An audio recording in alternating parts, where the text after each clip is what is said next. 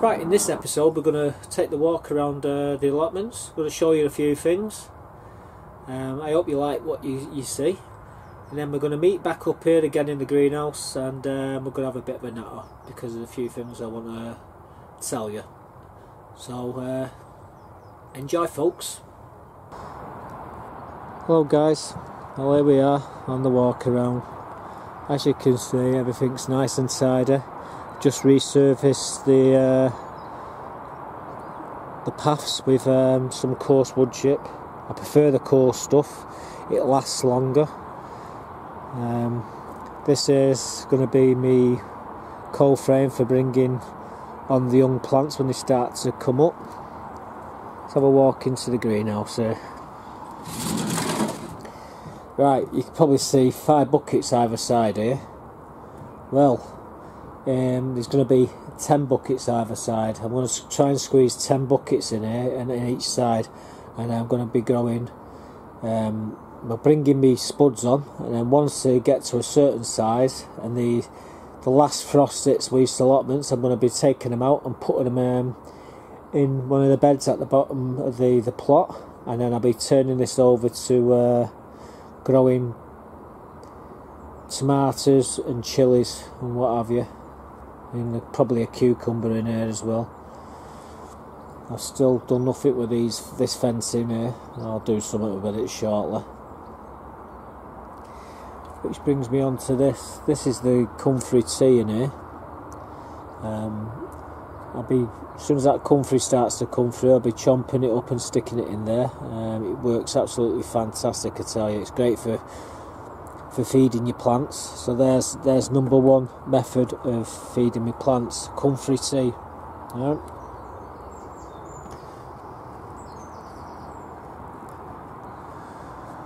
Bird feeder. They've had a quarter of the feed already. That's good. At least I know they're eating.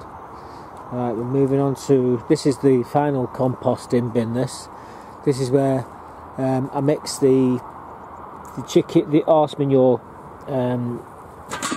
compost and the castings and what have you from the wormery, and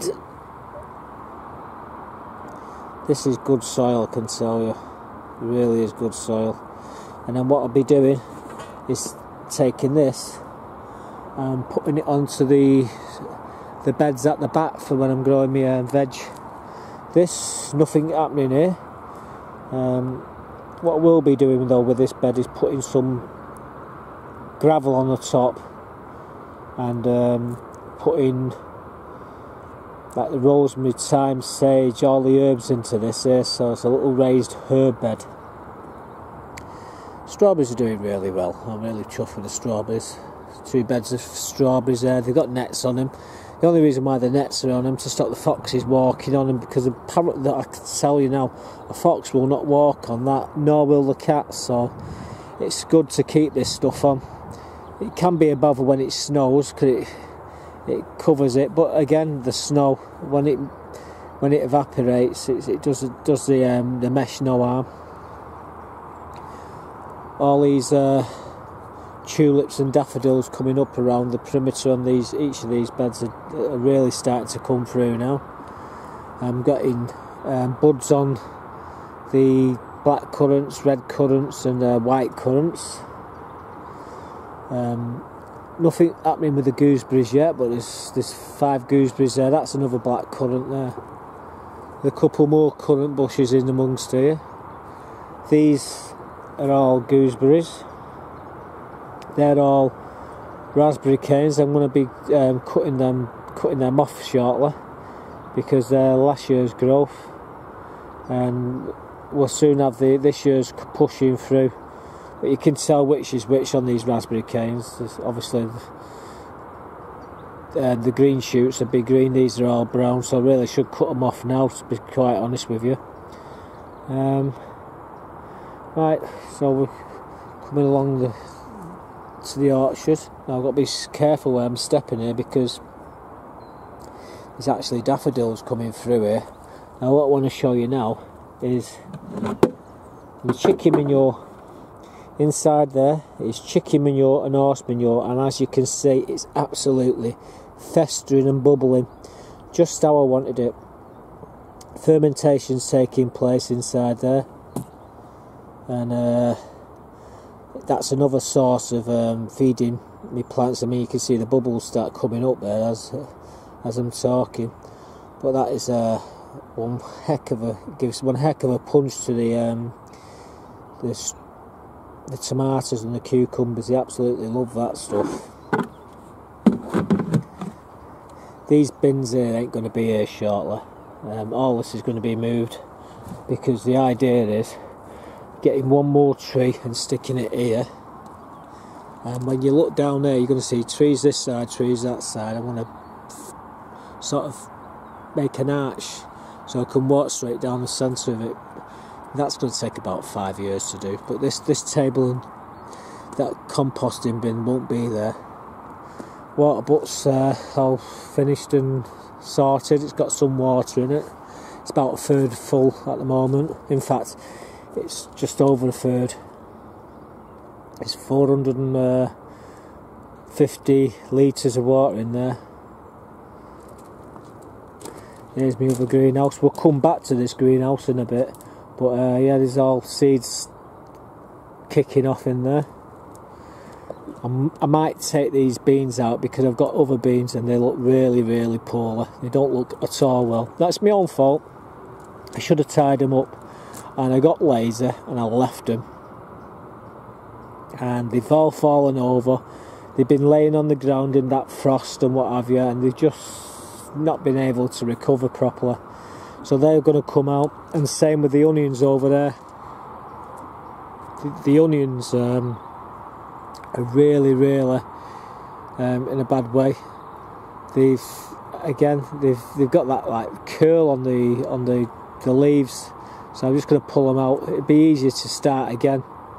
There's Manny there. I move him about all the time. Now, we did have a frost this morning. This bed is now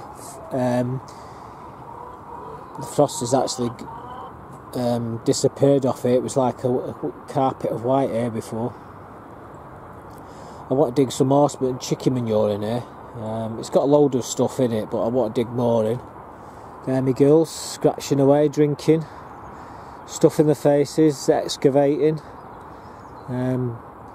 Tearaways here. I come on this morning, and I don't know how they've done it, but on that door there, the front of the coop, the old front opens is like two doors, and what I've not done is put the bolts on the inside and locked them, so they must have all been leaning against the door, and they pushed the door open. So when I come on this morning, the doors was open and they were all outside running around. I thought, my God, has someone been in? But no, they've actually pushed the way out. But now it's secure. They'll never do it again anyhow. Not unless I want them to do it. Chilies. The garlic's looking absolutely fantastic. There's garlic here. There's garlic there. Garlic here. You get the picture. These are. See if we can scan in a bit there. Cabbages. They're doing all right. I think the greyhound is starting to fill out. Yeah, there's a few of them there what are doing all right. Over there, the collies are doing the collies are doing okay as well. I do need to do this paths as well. I'm just looking down there. I don't know if you can see the height of the paths. The bed, the raised beds are about a foot higher than the path. That's because I've raised the whole allotment up by a foot. Mate's dropping my soil off, and I just keep, each time I top the soil, put the soil in the boxes, and then what I do is I lift the boxes up, and yeah, I'm about a foot or so above where this plot was original. The base now about 3 inches below the original base on this. It was that's where the water table was. You couldn't grow potatoes, nothing in it. Everything you put in it would rot. This is why I come up on raised beds. That's the best way to go, to be quite honest with you. And like I say, wood chip paths, this hasn't been done now. This path here, these paths I should say, haven't been done in about 6 months. They need doing, but as you can see, there's no weeds in the paths anywhere. That's because there's layer upon layer upon layer of wood chip on here. And what I do is, like I say, once I get them to about 3 inches from the top of the boards, I lift the boards up slightly, which then I start again putting more soil in and digging it in. These collars, are no arts on them yet, but they're doing alright, so you know, can't complain. This bed's got a load of horse manure and chicken manure in it. That's ready to go. Another water tank there, another 1,000 litre water tank. I have 2. The one thing I do not want to do is run out of water. In summer it can be really harsh on here. Now this is another one of my composting bins. Inside there's loads of horse manure that's filled right to the top. I got all the time in the world to let that rot down, and it has rotted down. It's what I tend to do is take the stuff from the bottom and throw more on the top. Obviously the bottom stuff's completely compost down. I don't turn it over. Like I say, it's a long process. I think it was 18 months ago. Actually, we're talking about 12 months ago. I actually took it all out, all of the horse manure, and put it on my beds, and put new stuff in there. So I let it rot down for about 12 to 18 months, then I use it. This is the wormery. This is where I get all my castings and all, but actually where I get my worms for my fishing inside here. And we're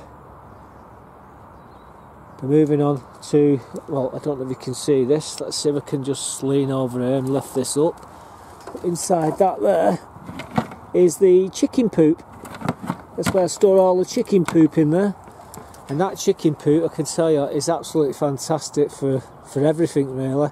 But you've got to be careful that when you're putting it on, you don't put too much on, because it's pretty strong stuff. So I've got the chicken poop, I've got the wormery, I've got the horse manure there, the top bin up there, I've got pure compost, and then I've got my comfrey tea, and I've got my chicken and horse manure tea. So as you can see, I've got it basically covered for all the different methods of composting, and I suppose that's what you need to do when you've got an allotment. You've got to think of putting the stuff back, what you're taking. It's all, I mean, this is it. This rhubarb here. Look at this rhubarb, how it's doing.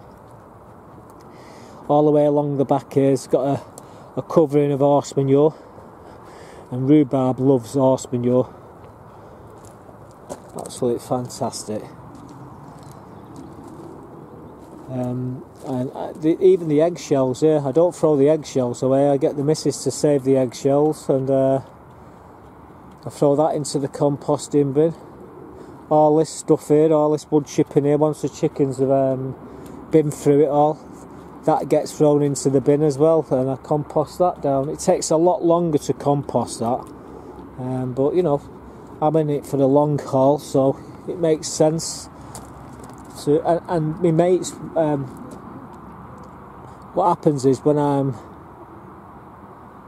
want to empty it and put new stuff in, I get friends who want this stuff, because they put it on the plants, because it's laced with chicken manure, you know, and it's been through the mill. So what they do, they come in, they take it all out, and then they wheelbarrow me fresh stuff in, so I don't even have to clean the chickens out. Well, the bed of the chicken pen, I do clean the chicken coop out, and all that stuff gets thrown into the composting bins as well. All the straw, the hay I should say, all the chicken poop that's inside there, that gets cleaned out probably every 4 weeks, and it all gets put back into the plot. So there you go, folks. That's the walk round. There's Manny. So what we're going to do now, probably end up going into the greenhouse and showing you the seedlings and what have you. I have to set the camera up for that. So watch this space, folks. Okay guys, we're in the greenhouse now. And we're having a look to see what's happening here with the lettuce. Now the pot choy, it's just, one of them's just started to come through, but there's others there I can see pushing through. Now this lettuce coming through here as well. Trouble is we've had a fair few frosts, and it doesn't help the frost. I do need to get a new heater in this greenhouse, because like I say, I've had the other two knit. Now we come along here, we're looking at the Cobra Niagara and the Golden Acre cabbage is doing really well there. This cos lettuce and this iceberg lettuce is starting to come through now. Inside there, the beans, they're starting to push through as well. But I mean, I've got to pull all the bloody tops off, and it's hard work. And we come along here, and we're looking at this over the greyhound and the broccoli. That's doing really well. Nothing happening. Oh, I don't know. There might be something happening there. We'll have to come back to this. These tomatoes, these money makers. It might be a dodgy pack, I don't know, but there's nothing happening at the moment. I'll keep you posted with that. But yeah, everything's starting to pop up now. Look round here. And the broad beans, so I'm going to be putting these broad beans in the place of the ones that are already out there. There's some more broad beans there. And another one of them wicker fences. I need to put that around the side of the chickens, but I need some longer cable ties to do the job. And again, when all these seedlings come up, they're all going in the coal frame, and there's another 10 buckets of potatoes are coming into here, and they're all going to be on this side, so all this lot's got to be cleared. It's going to be pretty intensive over the next couple of months, as it always is on the allotments. I tell you what else I did stick in here. Last night I put some of these Joe Super Longs chilies in here. Now you only get 10 in the pack. Now on the Skelvin scale, they're between 15 and 20,000. Fairly hot. Now I thought they might taste great in my burgers that I make, so yeah, I thought I'd get some of them. Now I've got a lot of chilies, and I've grown my own chilies from seed. I've been doing it for about 3-4 years now. This will be the 4th year I'm doing it. They're all at home. I'll be bringing them up here to put in the front greenhouse once the potatoes have taken out. So you know, you have to watch this space with them. But yeah, that little thing there was from Wilkinson's. It cost £3. You get 5 trays with 6 cells in each one, so you can put, you know, a set like different tomatoes and different chilies in them. Well worth the money. These tops again, £1. Wilkinson's. These are better because they're taller. These. You can imagine the cabbage and the collies and what have you are going to get pretty damn tall really quickly. So like something like this here, I mean they're going to be at the top of the trays before you can shake a stick at it. I'm just putting that tray on now, but you know they're about 40 milli from the top of them, so they're going to, once they get the second leaves on them, I suppose I'm going to have to plant them on. Now I've got other plant pots there which I pot on, so yeah, you have to watch the space for them. Load of toilet rolls there for doing all my beans. Now I've got a load of beans up in the shed, broad, butter, French beans, all different types of beans, so I'm going to be putting them in there, starting them off. I've got all my buckets here, loads of buckets for me tomatoes. I'm going to grow the tomatoes in buckets this year in this one, but the greenhouse at the front I'm going to be growing them in the ground. So yeah, there's the greenhouse. Well, there's all the seeds anyhow. Right, so let's do the summary. Right guys, These are the 5 varieties I'm going to be growing this year of spuds. From right to left we've got the King Edwards, which is the main crop. We've got International Kidney, which are the first early, and then we're moving on to the South Palmyra again. They're another main crop, but they're most blight resistant potato variety that there is. And then we're moving on to Kestrel, which is the second early, and then we're going to finish off with Maris Piper, which is another main crop. There is one more which isn't there, and that is Duke of York, which is the first early. So watch this space, folks. This is what I'm growing this year, all in potatoes. Right guys, these are the 4 varieties of onions we're going to be growing this year. Now from left to right we've got the Stuttgart, we've got Centurion, which are these, we've got Stetton, and we've got Turbo. Now they're the 4 varieties of onions I'm growing this year. Now I'm going to also be growing some shallots as well. So we've got these down here, Golden Grommet, and we've got a French variety called Jameau. I've got more than just 1 pack of these, but these are the varieties I'm going to be growing anyhow. So there you go.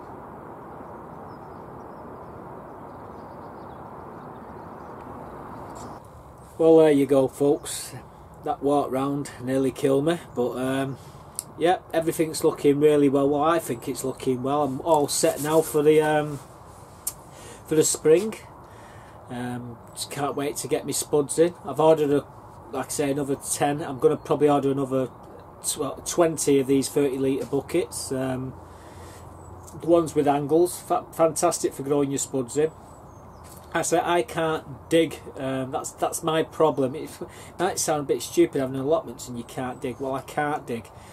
Mine's the no dig method, what I use. It works perfectly well for me, but I grow all my spuds in buckets because it's easy just to tip the bucket into a wheelbarrow and pick them out, rather than try to dig them out of the ground. It's just impossible. So that's why I grow potatoes in buckets.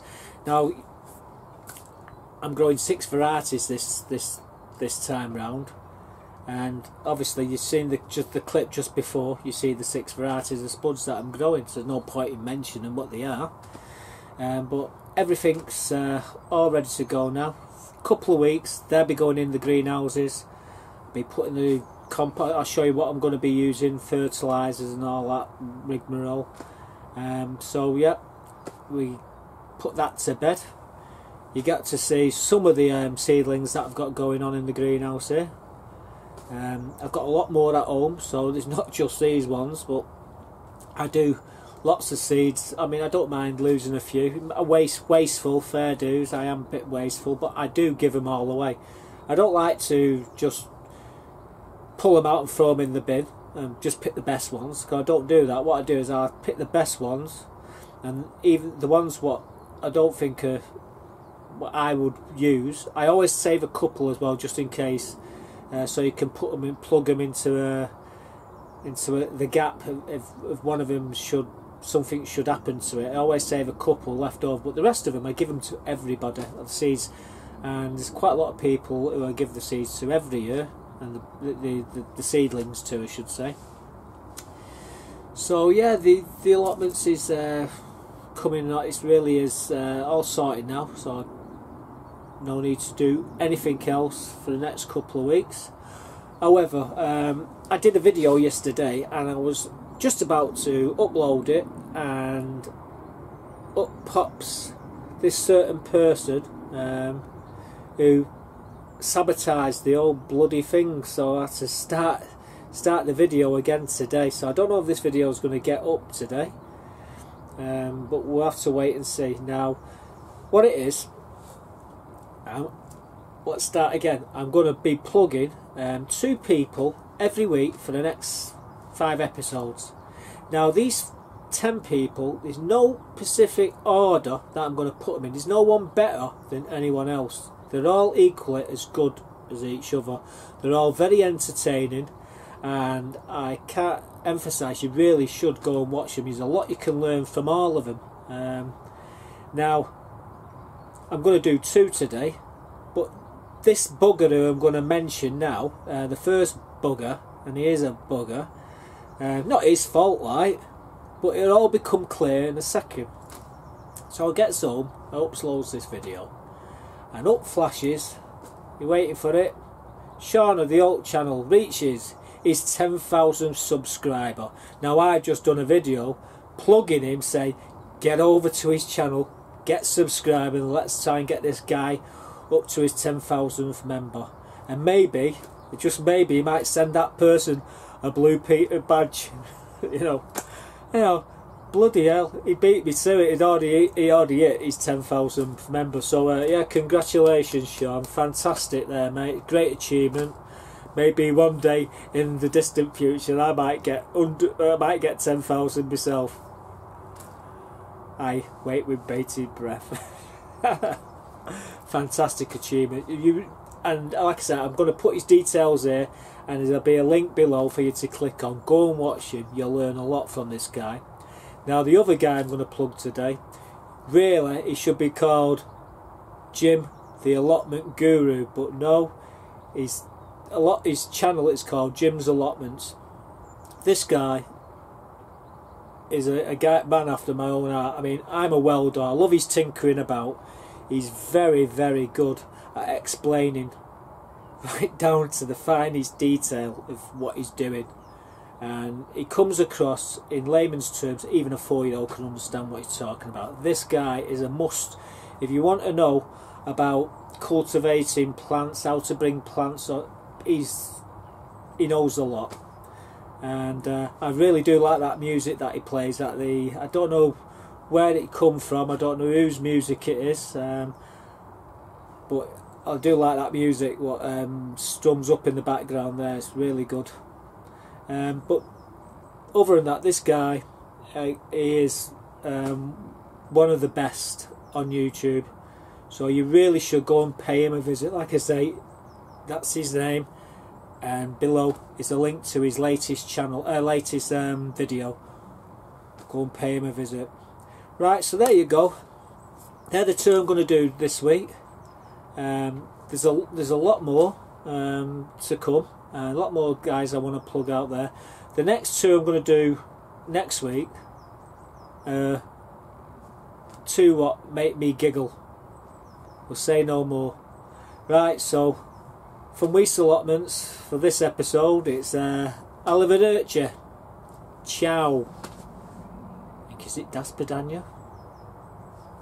Auf Wiedersehen. Catch you later, folks.